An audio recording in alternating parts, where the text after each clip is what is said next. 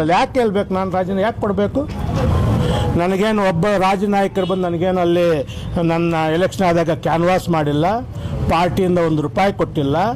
ನಾನು ಯಾಕೆ ರಾಜೀನಾಮೆ ಕೊಡಬೇಕು? ನನ್ನ ಕ್ಷೇತ್ರದ ಜನ ನನಗೆ ಓಟ್ ಹಾಕಿ ನನಗೆ ಗೆಲ್ಲಿಸಿರೋದು. ಅವ್ರಿಗೆ ಇವತ್ತು ನಾನು ರಾಜೀನಾಮೆ ಕೊಟ್ಟು ಅವ್ರಿಗೆ ಮೋಸ ಮಾಡಿ ಅವ್ರಿಗೆ ಅನ್ಯಾಯ ಮಾಡೋಂಥ ಕೆಲಸ ನಾನು ಮಾಡಲ್ಲ. ಇರ್ತೀನಿ, ನನ್ನ ಶಕ್ತಿ ನಾನಲ್ಲಿ ತೋರಿಸ್ತೀನಿ. ಹೈಕಮಾಂಡಲ್ಲಿ ತಪ್ಪಿದೆ ಅಂತ ನನಗಿರುವಂಥ ಅನಿಸಿಕೆ. ಹೈಕಮಾಂಡಲ್ಲಿ ಹೈಕಮಾಂಡಲ್ಲಿ ಚೆನ್ನಾಗಿಲ್ಲ. ನಾನೇನಾಯಿತು, ನನ್ನ ಕ್ಷೇತ್ರ ಆಯಿತು, ನನ್ನ ಮನೆ ಆಯಿತು. ಹೋದರೆ ನಾನು ಯಾವಾಗಲಾದರೂ CM ಮಿನಿಸ್ಟ್ರ್ ಜೊತೆ ಹೋಗ್ತೀನಿ ಅಷ್ಟೇ.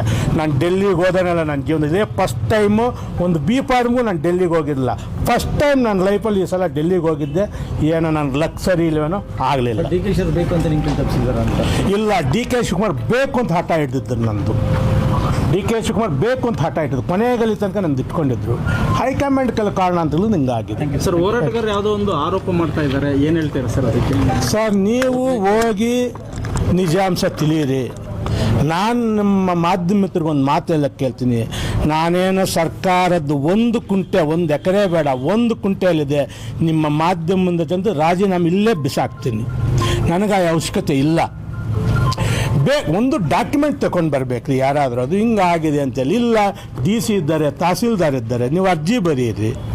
ನೀವೇ ಸೊಮಾಟಾಗಿ ನೀನೇ ಇಲ್ಲಿಂದ ಬಂದು ಎಲ್ಲಪ್ಪ ಆ ಕ್ಷೇತ್ರ ಪಕ್ಕದಲ್ಲಿ ನೀವು ಮೀಡಿಯಾದವರು ಅಷ್ಟೇ, ಅವ್ರು ಹೇಳಿದ್ದೆಲ್ಲ ನೀವು ಆಗ್ತೀರ. ನಾನು ನಿಮ್ಮನ್ನು ರಿಕ್ವೆಸ್ಟ್ ಮಾಡ್ತೀನಿ, ನೀವು ಹೋಗಿ ಅಲ್ಲಿ ಒಂದು ಕಲೀರ, ಅಲ್ಲಿ ಸೋಮಲಾಪುರ ಊರುಗಳಲ್ಲಿ ಮನೆಗೆ ಹೋಗಿ ಸುಬ್ಬಾರೆಡ್ಡಿಯಿಂದ ನಿಮ್ಮ ಅನಾನುಕೂಲ ಆಗಿದೆ, ನಿಮ್ಗೆ ಅನ್ಯಾಯ ಇರೋದು ಕೇಳಿ.